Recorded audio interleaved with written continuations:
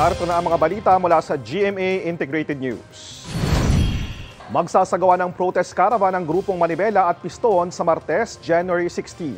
Ayon kay Manibela Chairperson Marval Buena, magtutuloy-tuloy ang kanilang protesta habang gumugulong ang pagdinig ng Kongreso tungkol sa PUV Modernization Program. Magsisimula ang kanilang kilos protesta sa UP Diliman sa Quezon City patungong Mendiola sa Maynila. Sinusubukan pa naming kunin ang panig ng LTFRB at ng DOTR. Narito naman iba pang balitang binabantayan ng GMA Integrated News. Bilang ng naitalang volcanic earthquake sa Bulkang Bulusan, tumaas. Sa Taiwan, partidong nagsusulong ng maging independent na bansa sila muling nanalo sa eleksyon. At sa 24 oras weekend, ang masayang pagpupugay kay Santo Niño, ilang araw bago ang Ati-Atihan at Sinulog Festival.